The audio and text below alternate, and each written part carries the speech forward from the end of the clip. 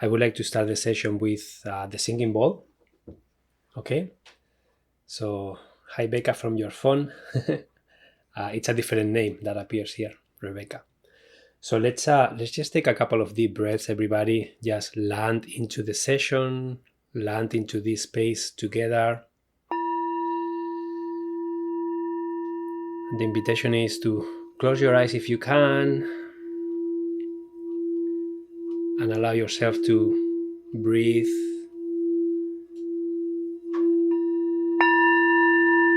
Notice what you feel.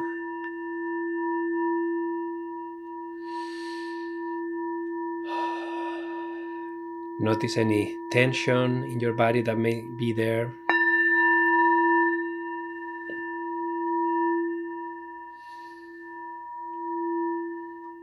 And notice how the day is going for you.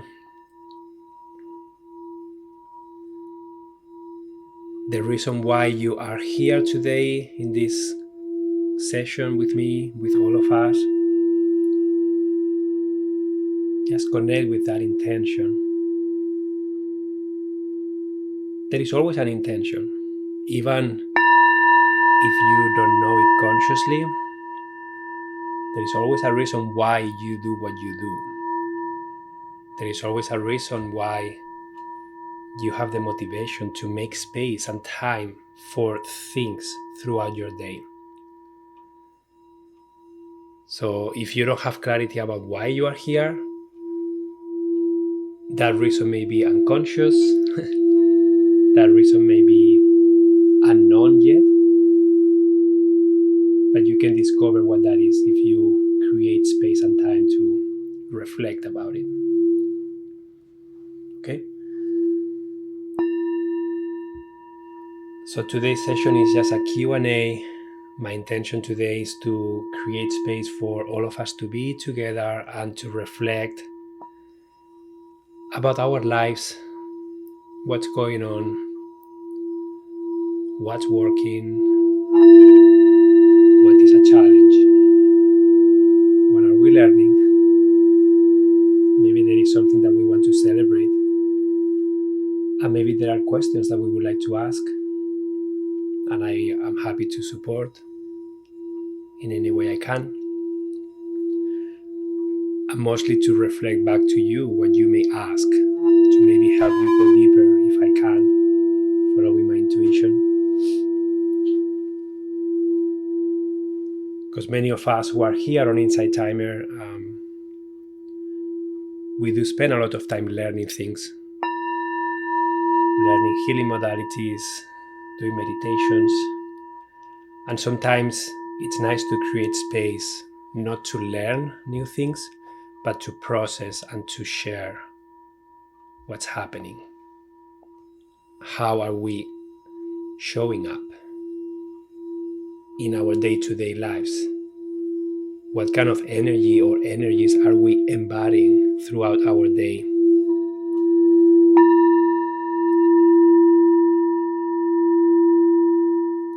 So this is a space for us to be there, to be present. Yeah, and to share with each other. So come back to the session. You can open your eyes if you had them closed. And the invitation is to try and maintain a conscious breath if you can. Like I have a hard time throughout my day to remember to pay attention to my breath. And I find myself many times kind of diving throughout my day. It's like I take a and then I keep going, doing things. And then when I remember, it's like, oh, I'm not breathing. And it's interesting how I keep forgetting every day.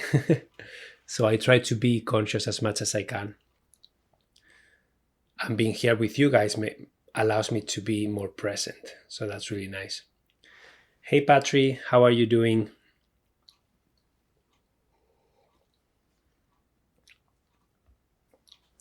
So yeah, I don't know if you guys have anything that you would like to bring into the space.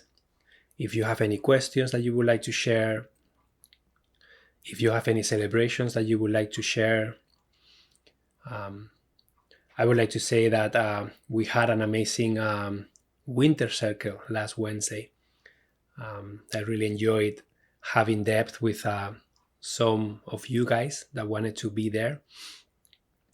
And if you want to join, I do this every Wednesday. We do this on Zoom. It's not here on Inside Timer. I host it on Zoom because I want to do video calls and I want to see you and I want to be with you on a deeper level. So that's another space and opportunity for you to connect with if you are feeling inspired. And that happens every Wednesday at the same time. And you can see more information and join on my profile link. If you click on my profile link, you will have an option to see more information about that winter circle and then to join if you want on the dates that work for you. Okay. So yeah, I'm happy to share a little bit about what's happening for me while I wait for something to come in the chat. So I am house sitting right now. I am alone with my daughter and the dog and my cat. Samantha, my partner, she left for 5 days. She went to a concert in Toronto of a band that she loves. And she went with really good friends.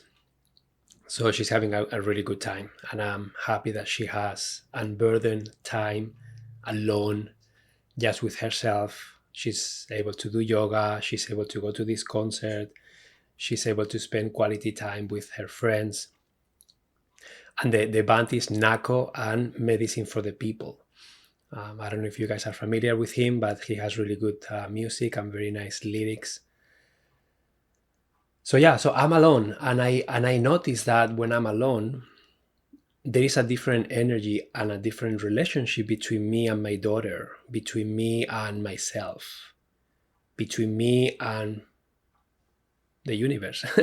I notice that because I have to be in charge, because I have to create the structure, and there is no one else to do that with me right now, I notice that it's kind of easier. It's kind of easier because it's just me creating the structure. And I notice that the energy that my daughter has towards me is also very different. It's just interesting to observe. It's very different. I find her to be more kind, more patient, sweeter. There is not as much conflict. There is not as much rebellion. And it's interesting because when my partner is here, I guess we have a relationship and then things show up between us and then power struggles and maybe jealousy or maybe right now she's getting all the attention, and when Samantha is here, we try to give each other attention sometimes, and then she becomes kind of like, I want all the attention. So it's kind of interesting to observe all these things and then to really learn from that and then kind of understand what can I do moving forward while she's here to just to maintain more of this energy with myself and with her. And so it's just interesting to observe. That is something that is happening for me, that I'm learning from. Yeah. So I'm grateful to be in a house that is dry and it's warm. And I'm grateful for the abundance that is flowing in having access to beautiful homes for the winter. Yeah, so that's a little bit of what's happening for me. Patrick says, have you told her that you are enjoying your time together, and explain why? To my daughter, you mean, Patrick? Like I do tell her a lot that I really enjoy her company. I always ask her, like, has Papi been a good papi today? Did I get angry anytime? Or is there anything that you didn't like from today? And so far I have gotten good reviews from her. But yeah, I do tell her a lot how much I love her. I compliment her in everything she does. I actually set up a lot of activities in here. So I'm happy to show you with the video. Like I have a lot of things on the table. I don't know if you can see, but She has a watercolor set up, she has coloring, she wants to make a story, and I cut some papers for her. And then on this cabinet, I have games, I have a couple of books to do homeschooling. She has to do bracelets. We are playing lots of board games. She's really good at playing board games, and now she's on that chair. I don't know if you can see her, but you can see her legs. But she has a snack plate, she has a water bottle, a smoothie I made her, and she's watching some cartoons in Spanish on her tablet. So yeah, it's been really good, and then I really compliment her in everything that she does, and she's a really good listener. And we go out for walks with the dog, and then she's really good. She plays with him. So yeah, I really try my best to really name what I see. I try not to tell her that she's a good girl. I try to, because this is something I learned from a book, observe what you see and share it with her. Wow, I'm seeing you drawing very confidently. Oh wow, I see you very confidently playing with the dog. Or I see that you are coloring with way more depth than you used to before. Or I see that you are doing the homework on your own, and I celebrate your autonomy. And so I try to really share with her what I see, rather than labeling if it's good or bad. So yeah, I do that. And I also share with my partner like how things are going, and I share with her pictures, and we both know that the energy is different. She also notices that the energy between her and my daughter is different when they are together, alone, or when I am present. So it's just interesting to notice how these dynamics happen, how they unfold, and how can I become more aware, more present, and how can I avoid some that I don't like, and how can I nurture more that I like. And sometimes just understanding that this is what's happening. So instead of trying to force something that is not flowing, we just honor it, and then we just try to create pockets of time where each of us gets our needs met as much as possible. So yeah, thank you for asking, Patrick. So I'm curious to know if anything is happening in your life, if you would like to share something that is present with you.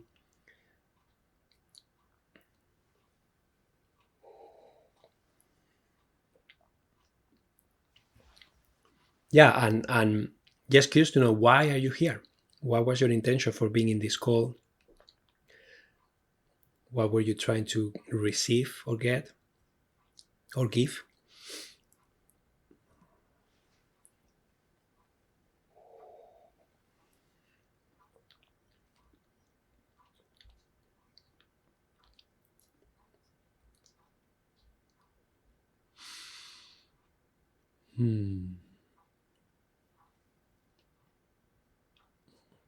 And maybe we just need some silence and some time with the singing bowl to really reflect and connect.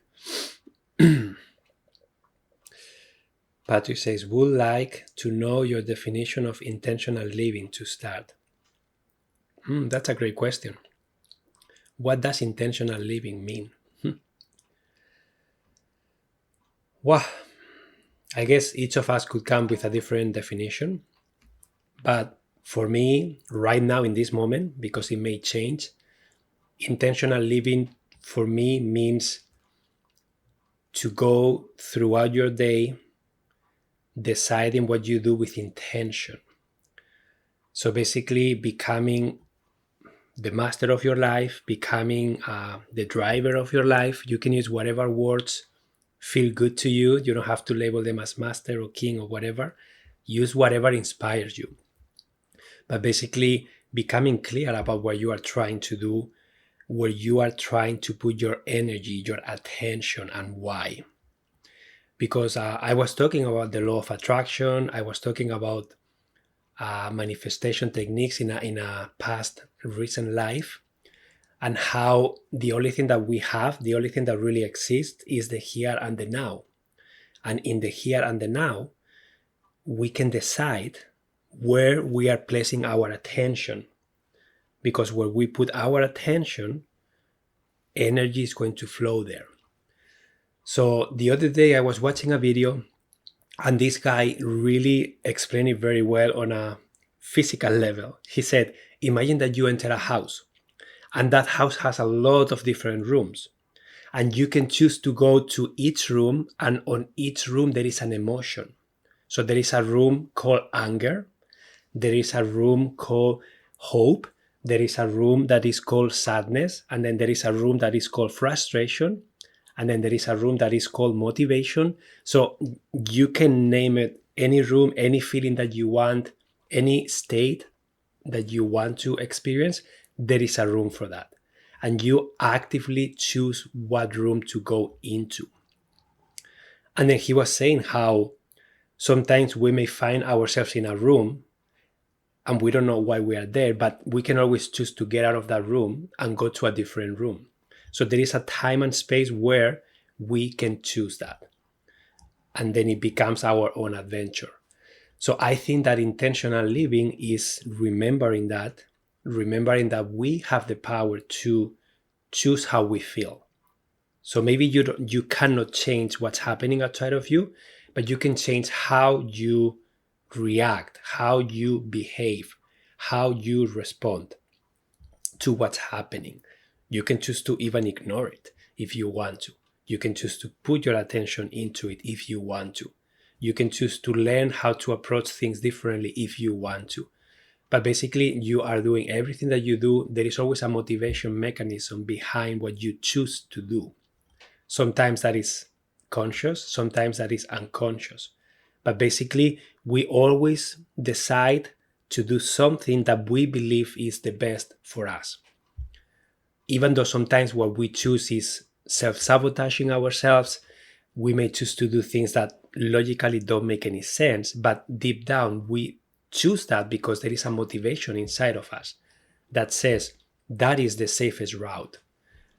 And many times our work is to become aware of that choice, question it, and then try to choose something that is more aligned with us. So basically, it comes down with alignment too, aligning your life with yourself, with who you are, with who you want to become. In this journey that we call life, we keep having experiences, we keep learning things, we keep learning what we don't like, and we try to then use the contrast technique to say, I don't like this, so what do I like instead? And that is another beautiful opportunity to define intentional living. I don't want to put my energy into what I don't want. I don't want to stay stuck in there. I rather flip it, right? So if I don't like this, what do I like instead? Become really clear about that, and then focus all your energy in that with intention. And that, if you do that with everything in your life, you are gonna be more intentional. And intentional living is all about this journey of discovering what you really truly want, how to align with it, and then how to embody that in your day-to-day actions, in your day-to-day interactions with others. So I don't know if that makes sense for you guys. If you have a different definition, I would love to read it if you want to share it. So Patrick says, so how do you plan your day to align with your values? Yeah, Patrick, so that's a great question. Sometimes it's easy for me to do that. Sometimes I am lost. Sometimes I don't really know what I want. Sometimes my energies are different than what I was intended to. So I think the first step is to really be present and really discover, because many times we try to create something, and as we go through that journey, we may discover that, oh, I love this way more than I thought, so I keep doing more of it. But sometimes it's like, this doesn't feel good, and I thought this would be good, but it doesn't feel good. So instead of trying to push myself to do that, I try to really come back and then create some space and then reflect about it. And then sometimes it's something that I have to do, or something that I truly want to do, but maybe the way I am approaching that is not how it works for me. It's not how it motivates me to keep going. So maybe there is some work of reframing. Maybe there is some work of changing the meaning of what I'm trying to do.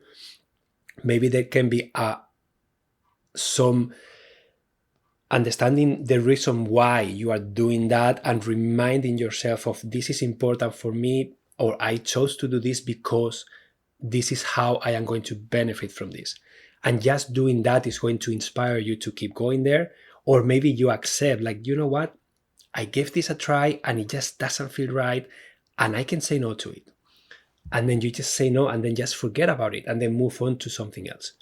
So that is how you can plan your days, you can plan your weeks, you can plan your months. Sometimes planning is something that we try to do with the mind. And what if we can get in a rabbit hole if you guys want to with that. Let me just read the comments first and then we can get in that rabbit hole. Sometimes you have responsibilities to do things you don't like.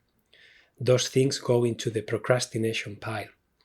So, Patrick, this is an example. Do you have a specific thing that you don't like and you have to do? Do you have a specific thing?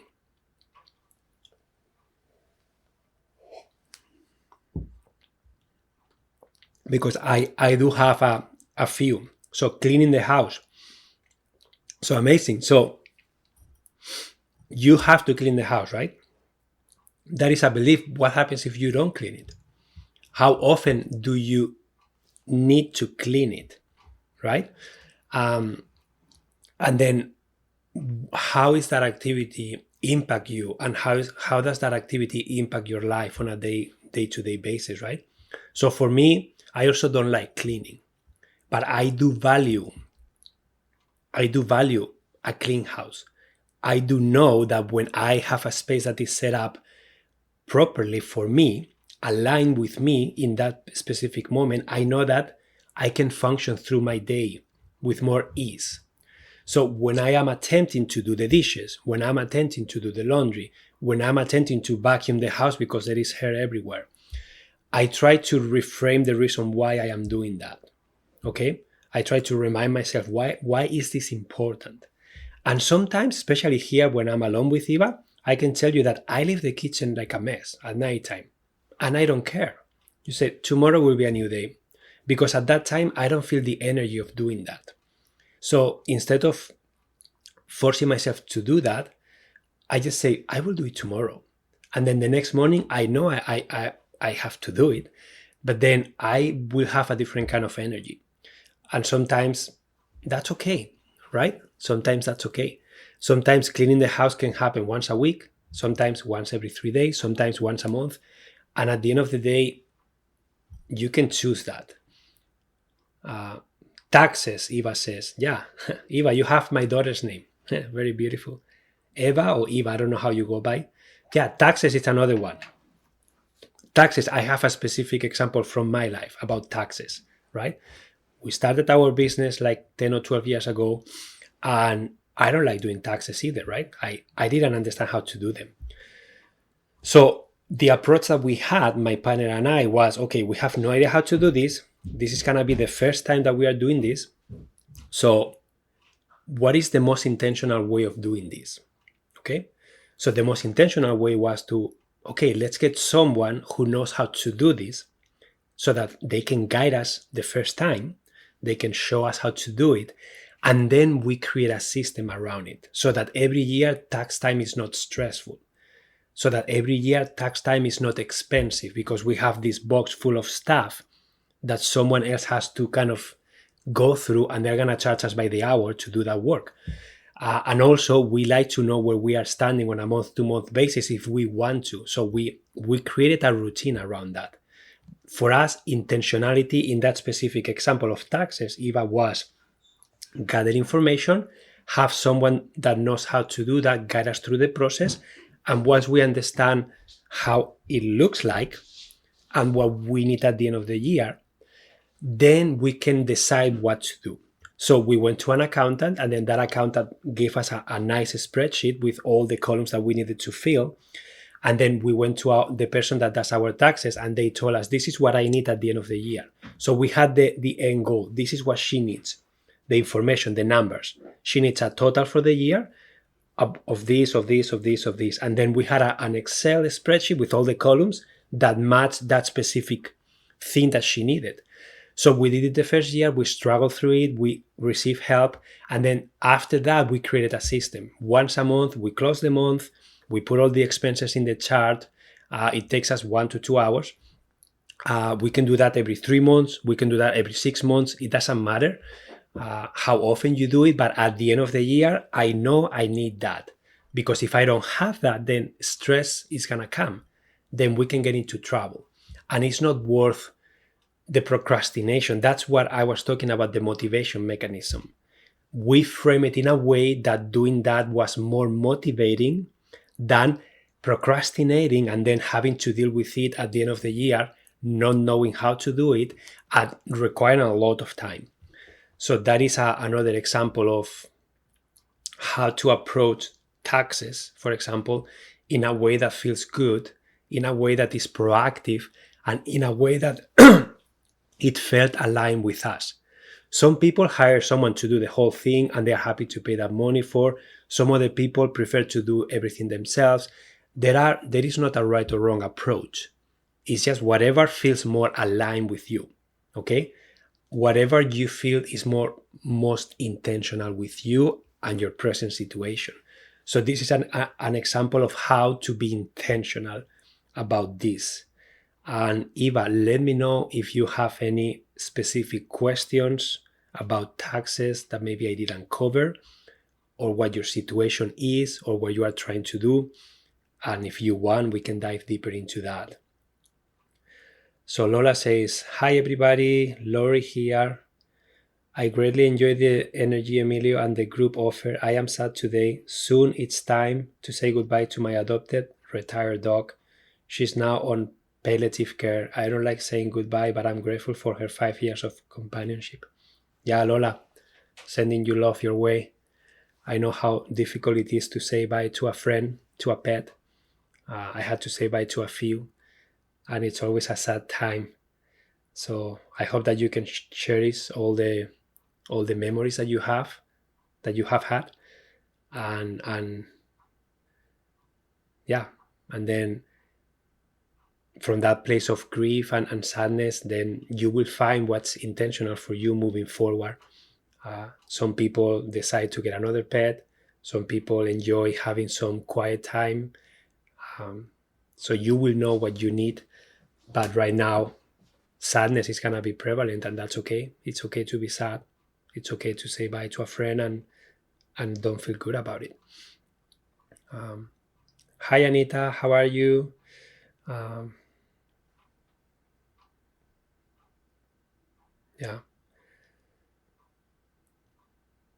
Yeah, so let me know, guys, if you have any other questions. But yeah, this is a very interesting topic, because defining what intentional living means is really interesting to hear what everybody says, and it's really interesting to discover what that is for you. And sometimes we may not have the answers, and I want to get into that rabbit hole that I was talking about, because many times we try to plan our day, we try to create our life with our mind, with our logical mind, and we try to do everything ourselves alone. And we believe that we have to do it, we have to struggle through it, and there is no help, and we have to do everything alone. And what if we don't have to do that? What if we do have guidance? What if life is just about following what excites you in every present moment? And that is the guiding mechanism for you to do that. And every time you have a situation, you think about what is the option that excites me the most. And excitement doesn't mean like going completely crazy and a party, right? Exciting means, okay, I have to clean my house. So I can think about 5 options. I can think about hiring someone. I can think about cleaning my house myself once a week. I can think of cleaning my house maybe once a month. I can think of playing music, putting a podcast, and then doing that while I clean, and then just sensing what feels most exciting for you in that moment, and then choose that, and then take action. And I promise you that you will discover what that is for you very quickly. For me, when it comes to cleaning and doing chores, having a specific structure feels good to me. Understanding what I'm supposed to do feels good to me. Making that time productive by listening to something that I feel motivated in that moment feels good to me. Sometimes that is a podcast about something logical. Sometimes that is music. Sometimes I put a show that makes me laugh. Sometimes I listen to comedy. Sometimes I am listening to an audiobook. Sometimes I'm having a call with my mom or a call with a friend and I'm doing things. So I try to make that time exciting for me, because while I'm doing the dishes or while I'm folding the laundry, while I'm cleaning the house, while I'm, I don't know, putting the garbage out, or while I'm fixing something, I always try to check in and then see what do I need in this moment. And sometimes that's silence. Sometimes I do need silence and I don't want any other distraction. So I try to be intentional in that way. But what if life doesn't have to be a struggle? What if your higher self can see more than you can, and he or she or whoever is up there is guiding you through that excitement for you to take the decisions that you want every present moment? Yeah.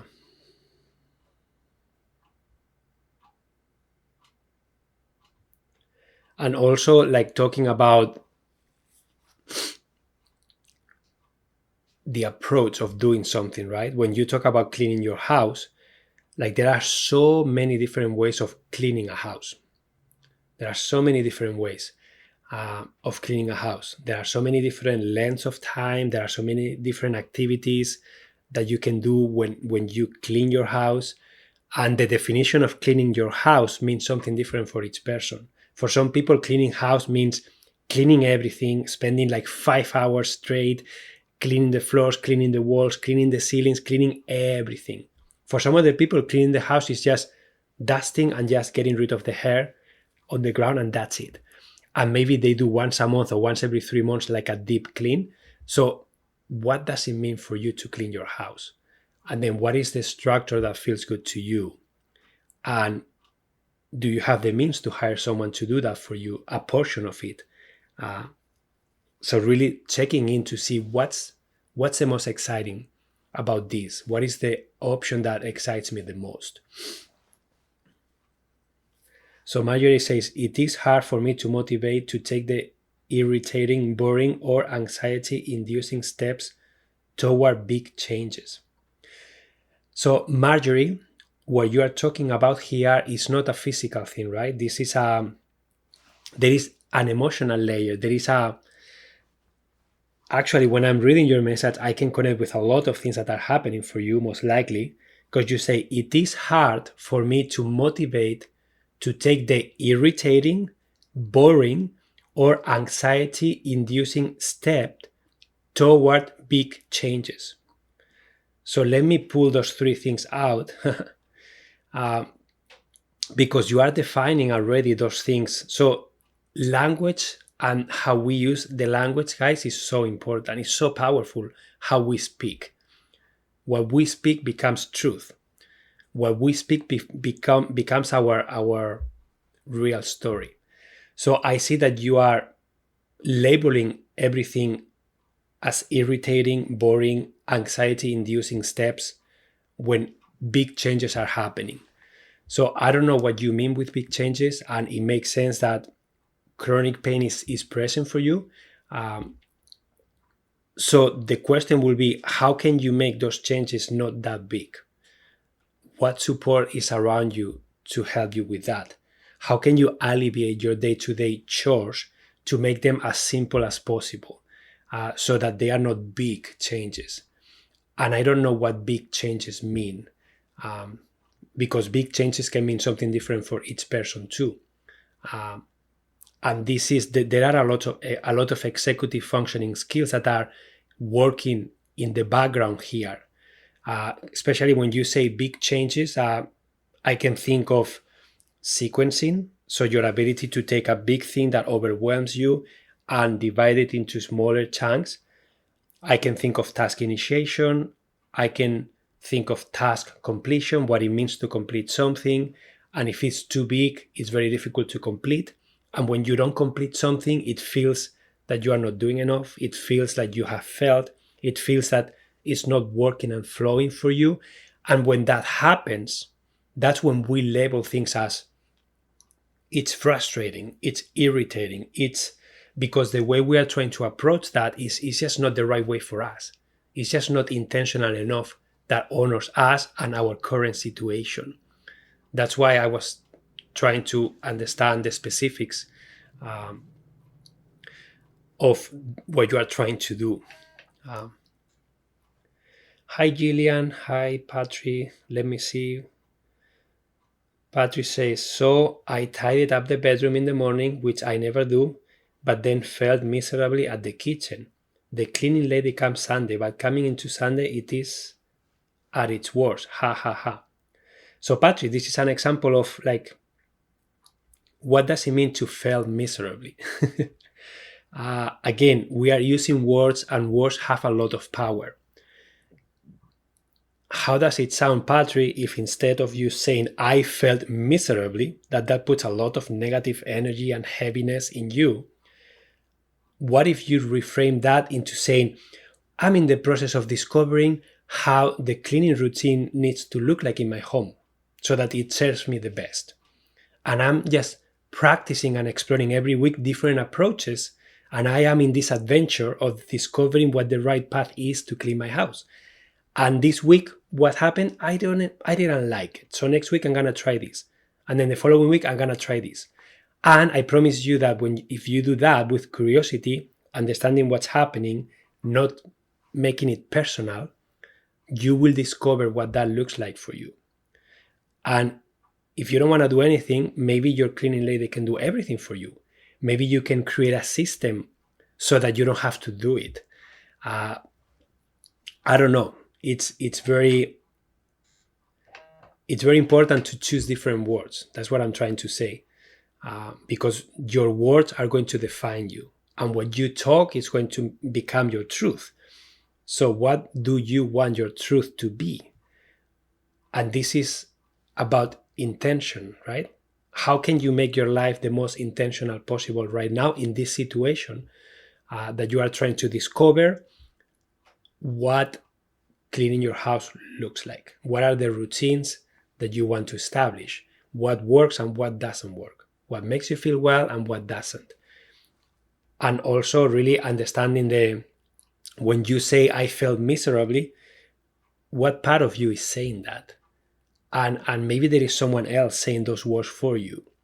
Because when you were little, someone conditioned you to believe that you are failing if you don't do X, Y, and Z.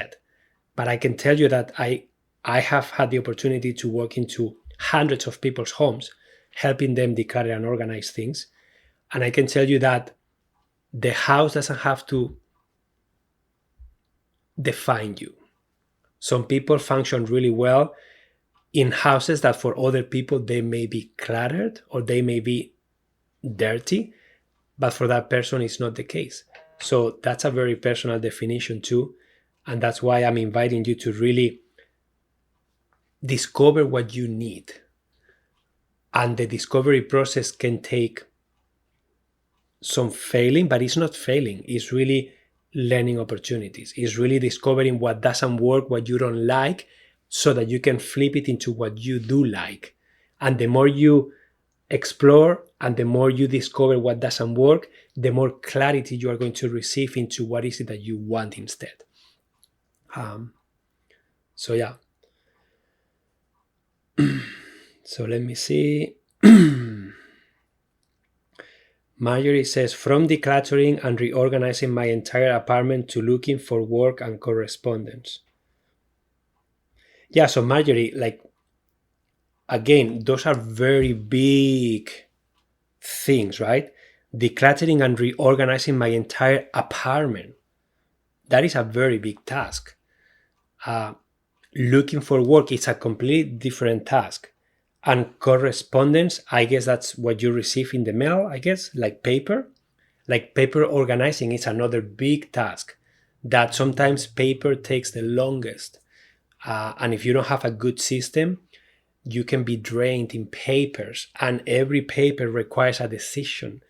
And it's very important to separate those three things first and really create containers of time and space for each of those things, and try to use the sequencing executive functioning skill that I mentioned to try and narrow down, like, how can you take action on those three things, right? So how can you take action on decluttering and reorganizing your apartment?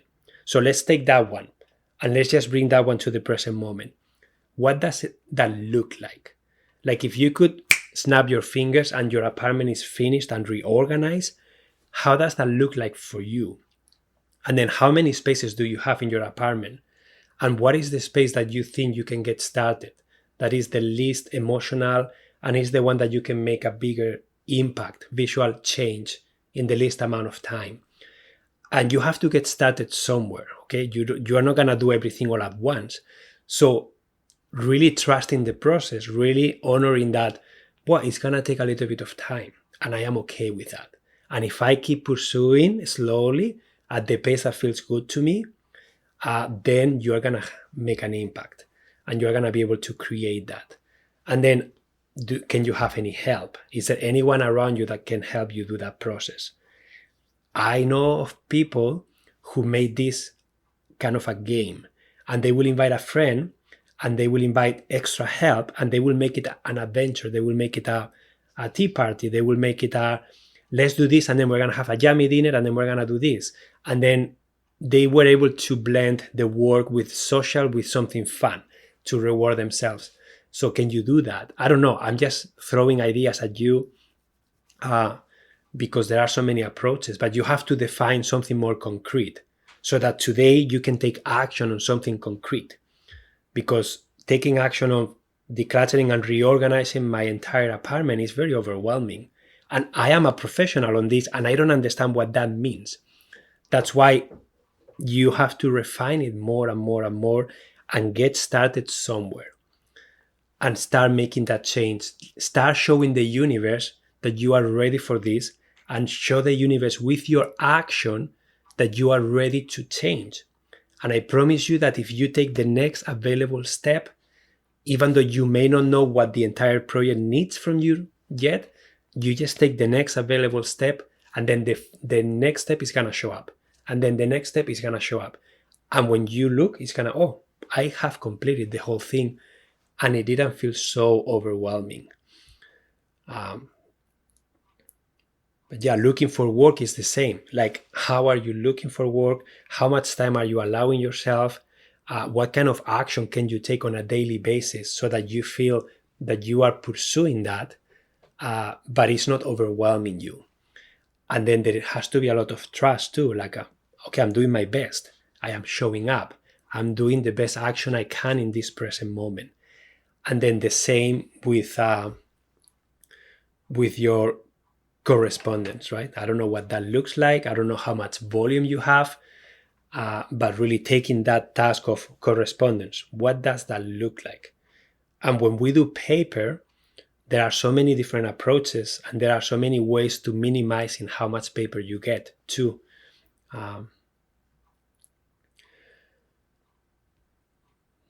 But yeah, it can be daunting, of course. So let me see what else. Gillian says, Marjorie says, I try to tackle discrete small areas and projects, but it's hard to finish even. Gillian says, my pitfall is addiction to minimalism. I so quickly get overwhelmed and want to get rid of everything. Yeah, so Gillian, this is an opportunity for you to understand. So any addiction is, I would say that when you say addiction, that's probably on an extreme, okay? And anything on an extreme is not healthy. So I would like to invite you to really think about why do I feel this extreme need to minimize? So when I minimize, when I become a minimalist, like, what am I gonna receive? What am I looking for emotionally speaking? Or what is the belief system that is making you believe that you have to be an addicted an addict to minimalism? And also, what does minimalism look like? Because minimalism means something different for each person. And minimalism, in my experience, doesn't mean to don't have anything. Minimalism means that you are intentional, that everything that you own serves a purpose in your life. I have met minimalist people with lots of things because they do have lots of hobbies. They do have lots of activities that they enjoy, and they do use all of those things. So are they minimalist? In my opinion, they are, because everything they have has a purpose. Everything they have, they use. Everything they have, it's kept in a functional way. Everything is accessible. I have met some other people that they are on the extreme of not having anything because they value not having anything, and they don't miss anything. They are not depriving themselves from things that they would like to do, but they are not. They have chosen to, this stage of my life, I want to have nothing. Like in my case right now, I would say, am I a minimalist? Well, I'm living in a motorhome. I don't have a lot of things, but I still have things. I still have a bicycle. I still have my kite surfing gear on the roof. I still have yoga stuff. I still have books. I still have my computer and my electronics. I have board games. I have like oracle cards. So I do have things, but let me tell you that it becomes very clear when your space is small what's relevant and what's not. The more space you have, the biggest of a minimalist you can be. Let's put it that way, because you do have more space. And there is nothing wrong with having space and having things that you enjoy and use. So I'm just curious to know why that definition is there, and why you label yourself as an addict, and how is that making you feel?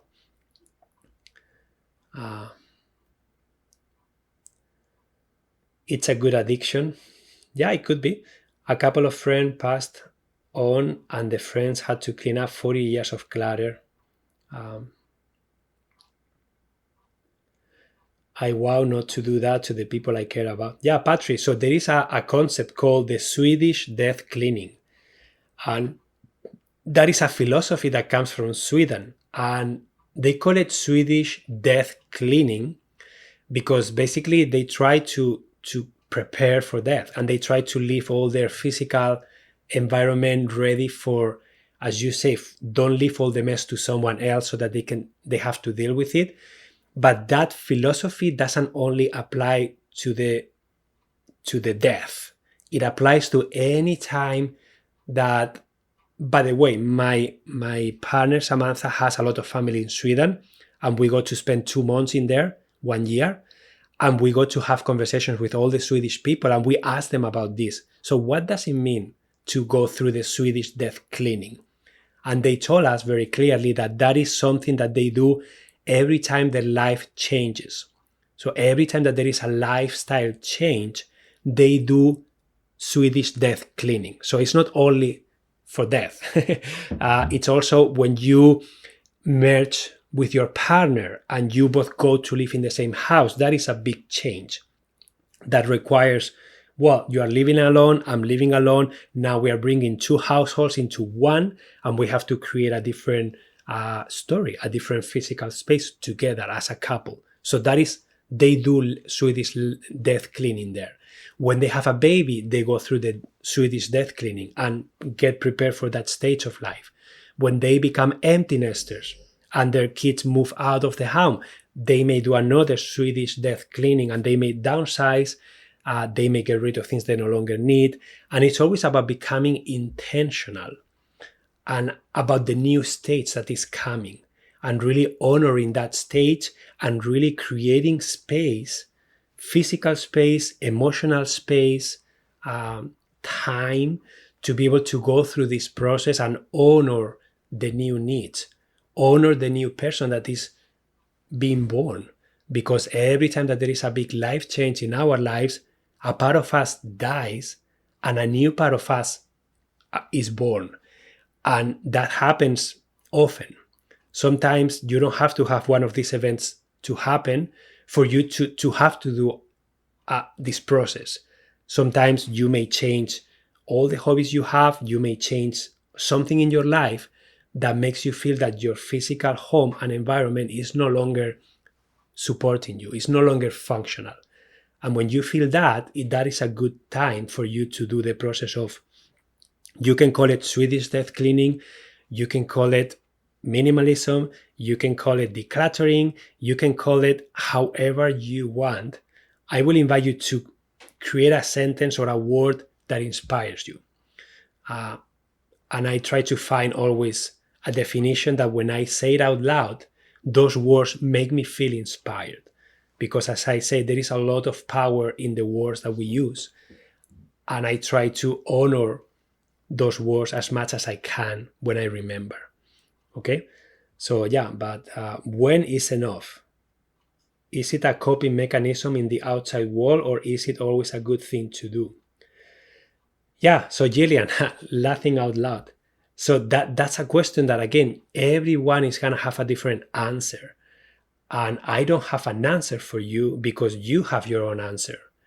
And you are on your unique journey. And you have to discover what that is for you. And that's going to change every moment of your life. And that's okay. Life is always evolving, changing. So if I have to be honest with you, if life is always changing and evolving, I would say that we will always need to kind of catch up with life, right? Catch up with what's happening. And sometimes that is once a week. Sometimes that is once a month. Sometimes that's once a year. But we will feel when, this has to change. This energy in this space doesn't feel right. Or all the things that are here that I have never used for the last 2 years, I feel that it's time for them to go. They don't belong in my life anymore. Or maybe it's the opposite. Maybe you kind of clean them up and say, wow, like I feel inspired to try and give this another try. Maybe I can use these things now because I feel motivated to do so. And it's all about honoring what's coming up for you and accepting. Sometimes it's a go, and sometimes it's I'm going to give it another try. And if it doesn't happen, then I will feel confident to let them go. And sometimes you allow yourself to use them again, and then you find joy in using them. And maybe before you didn't. So it's always a journey. It's always a moment-to-moment experience. And that's why intentional living, it's all about try to the best of your ability to live moment to moment and try to then act from there. And don't be hard on yourself. Don't go to the extremes, because going to the extremes, to me, every time I go to an extreme, I know that a part of me is activated. I know that a part of me may be angry, maybe scared, maybe overwhelmed, maybe thinking like, why is this happening to me now?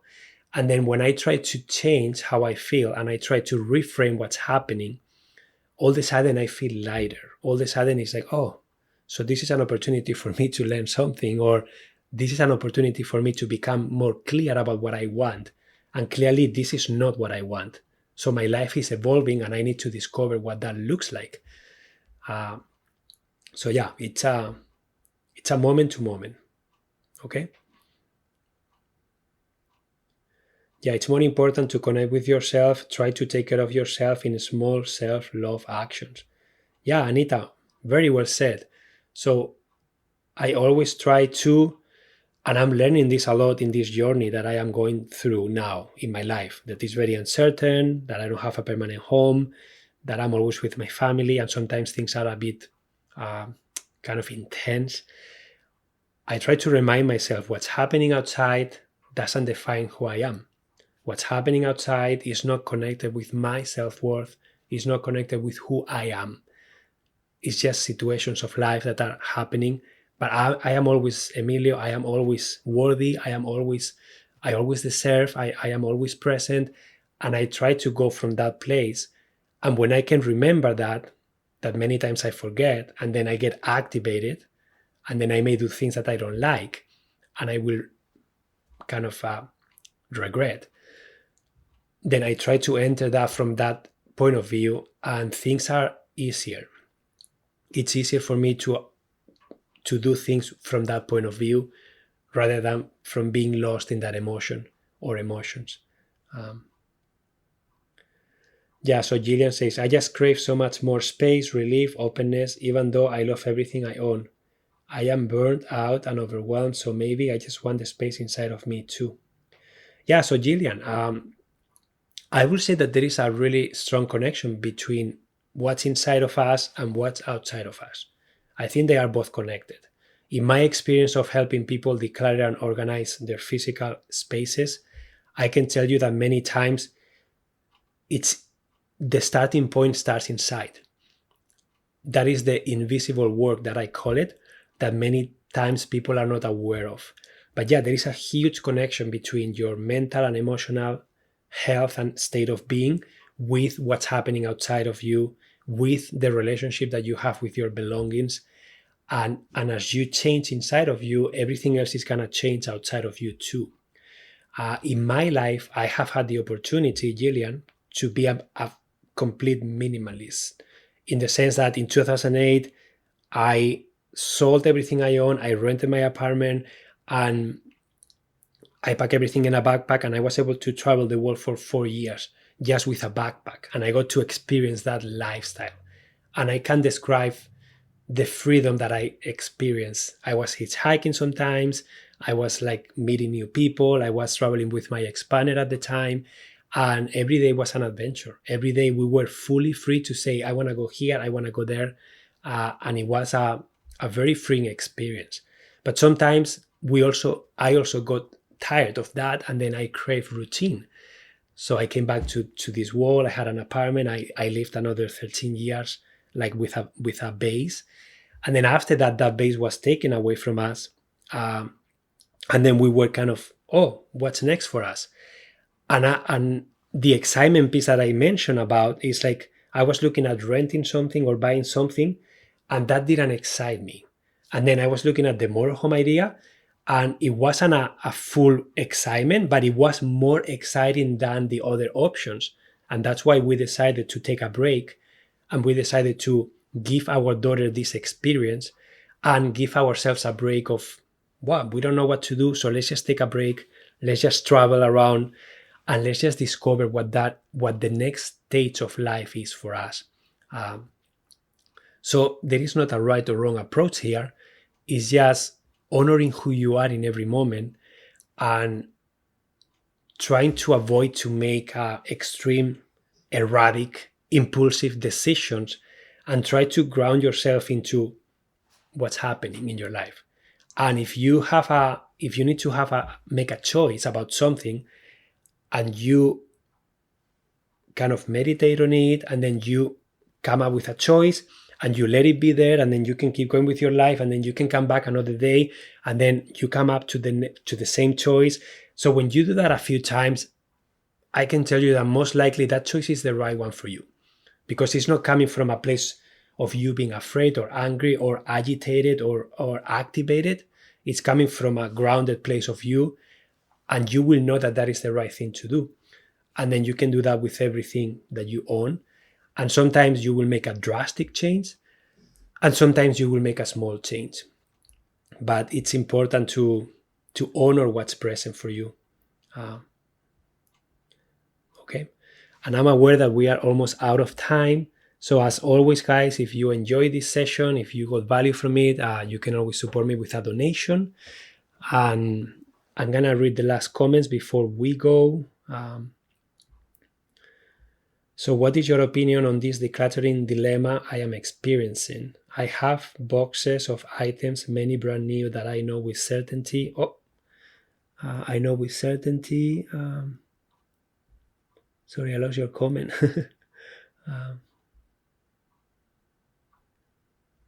Wow, this is a really long message. I don't think I have time to read the whole thing.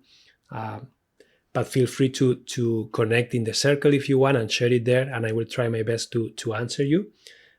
For those of you who don't know, I have a circle on Insight Timer. It's called Your Thriving Lifestyle, and you can leave messages there, and I will try my best to respond. Okay. Yeah, so let me see what else. Rebecca says, following up on manifesting, I received an experience from the universe about that 3-season porch that my partner and I would like to build onto our home but cannot afford. We are currently on a long trip to visit his family. I was explaining to him in the car about Emilio's last life. I explained to my partner about. Sorry, I lost it again.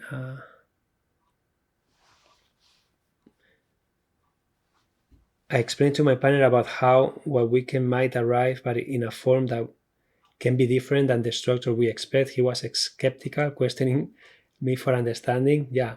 And at that moment, we drove around the mountain, bent, and suddenly in front of us appeared an open scene of magnificent, colorful trees of autumn. Breathtaking sight. We wouldn't see it from a porch at our house. Amazing, Becca. Then Peace says, hello, Emilio. I'm moving out of the condo I lived in for years that I experienced a lot of trauma and grief. Packing has been so emotional and overwhelming for me. Any advice for decluttering and packing items that are sentimental? Yeah, Peace. I just want to say that I have had the opportunity to guide many people in that process, sometimes moving out of a home, 40 years living there, full of memories. And sadly, I have to say that many times people don't understand the importance of creating time and space for processing all these things and having someone there that can help you with that.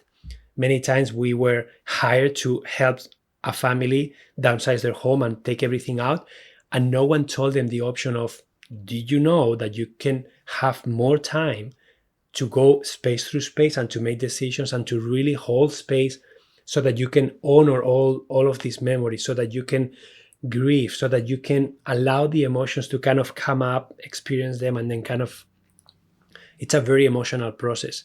And it's very can be very intense, can be very healing, and it can be also very overwhelming. But it's important that you create space for that. It's important that you allow yourself to understand that this is a very deep emotional process. It's not just a physical thing. It's not just a physical process. It's very emotional. And I think that, I don't know if you have the means to hire some help. Like I sometimes help people online through video call. Sometimes I go in person if I'm in the area, and I will hold space for that. But there are other professional organizers that could do that for you too. Sometimes family members or sometimes good friends that are supportive and you feel comfortable and safe with, they may be able to be there with you. So it's important to understand what kind of support do you need, how can you honor this experience to the best of your ability. And many times there is a deadline, and many times the process needs to be completed by a specific deadline. And that's why I always encourage people to don't treat this as a one more thing to do, because it is way more than just the physical. And I understand, I have moved many times, and I understand, even though I know it's always way more work, it's always way too fast, too stressful. And I am a professional on this, and I still understand the process, and I still get caught in how fast it happens and how little time there is for this. So that's why it's important to, on a day-to-day basis, try to stay on top of it. Try to declare when you have the time. Try to make it a priority so that you are not forced into one of these situations that you have to leave in 1 week, and then it's like, it's just way too much to handle. It's a very big life change with lots of things, okay? So yeah, I will say that accept that it is very emotional. Try to give yourself as much time and space as you can, and really understand that change is difficult. We don't like change. Human beings don't like change.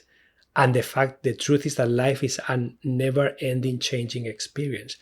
So cultivating a relationship with change, with the uncertainty, and disconnecting our self-worth, ourselves from what's happening outside, that really, really helps be able to go through life events, be able to live first with more intention, secondly, without getting stressed and agitated so easily, and third, finding that grounding energy. And from that place, you can make way more intentional decisions, way more decisions that are going to serve you best.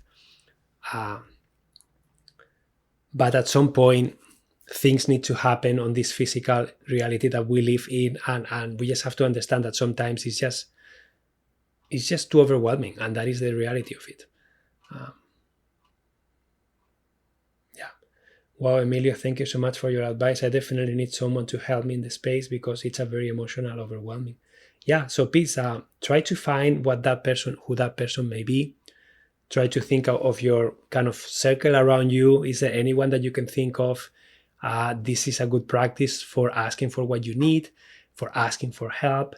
And some people will love probably to help you, but they didn't have the opportunity.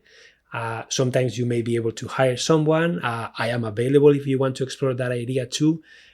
Maybe someone locally in the area where you live can be available. You can have a call and sense if they are the right fit for you. So yeah, I'm sure that if you ask the universe for what you need, I certainly know that whatever you need will show up at the right time. Anita, the name of the circle is Your Thriving Lifestyle. Okay? And you can find the circle there. But yeah, you can use the circle to share, and I pop in normally once a day, once every couple of days. So happy to support you there a little bit if you want. And you can always book a free discovery call with me too. And I am happy to explore this idea. I am happy to kind of hear where you are at and then try to guide you in all the options that I can think of. And then you can sense which one is the most exciting for you. Okay, so that's something that I like doing. Okay, so guys, thank you so much for being here today. I hope that you can make it next week, and until then, I hope that you have an amazing week, an amazing weekend, and thank you for your support, for your presence, and I will see you next time, or in the circle if you can join there. Okay, bye guys.